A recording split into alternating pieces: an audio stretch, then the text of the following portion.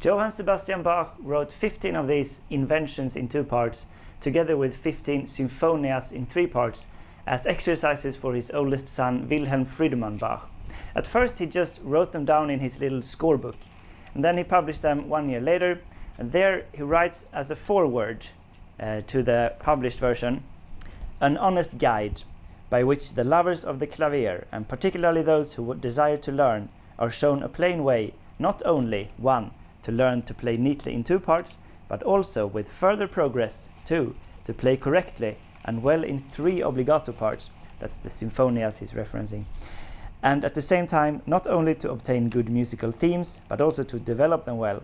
Above all, however, to achieve a cantabile style of playing, and along with it to gain a strong foretaste of composition," in the year of our Lord 1723.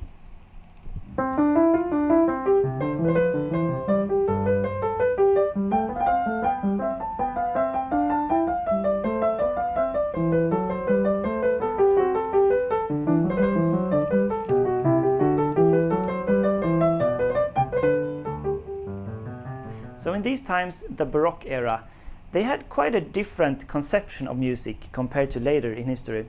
It's more about here how equal parts within the music are working together. And this is called counterpoint. So we have each line has an horizontal axis that it follows. And then when you have several lines at the same time, they meet on the vertical axis and they form harmony when they meet. But the horizontal line is kind of more important. But of course the harmony needs to be there. So it's quite a sophisticated art to get this together, getting these weaving of the voices together. And of course, Johann Sebastian Bach is the master of this. And what's more, usually these lines are part of the same fundamental stuff that we call the subject. This is the case in the fugue. Very like a strict fugue is all about one subject and counter subjects. But it's also common in other pieces in counterpoint, like preludes or these inventions. So you can say that the music is about how these voices are united through being part of the same subject. Exactly like the Christian theology, the music was written to praise most of the time, especially in Bach, who was working within the church. And if we compare this to later in music history, then we get more different parts that fill different functions. And it's more contrast within the music. It's like a bigger world of new things. While the Baroque music has more limitations, but you can argue that it's richer within those limitations. Now when we get to these inventions, they are in 2 parts, so it's one for the right hand and one for the left hand, and they are in constant dialogue with each other, maybe even talking at the same time also. And in this first invention in C major, there's one subject that is the foundation for the whole piece. So Bach throws that subject between the hands a lot, and he also uses 2 transformation mechanisms. The first is inversion, so it just flips the subject upside down. So it starts with a descending line instead of an ascending. And the second one is called augmentation, so it's doubling the note values. And he uses this a lot when one hand plays the subject, the other hand plays an augmented version of the first half of the subject. So you get 8th notes as a kind of counter voice to the 16th notes of the subject. Now the music goes on like this, and it's always like this in Bach and Baroque music. It never wants to stop, it just keeps on going. But then you get a few structural points where it actually comes to a halt and then starts over. This is done by a clear cadence, and it's going through some keys, modulating to keys that are close to C major, but still a little bit of adventure. So you start in C major, and you get a point like this in G major, and then it goes to A minor, and then it goes back to C major. Spoiler alert for the ending there. So okay, I'm going to play this piece now, first quite slowly, and I will show on the score with visual cues all these different versions of the subject and how it fits together. So here is invention number 1 in a slow tempo.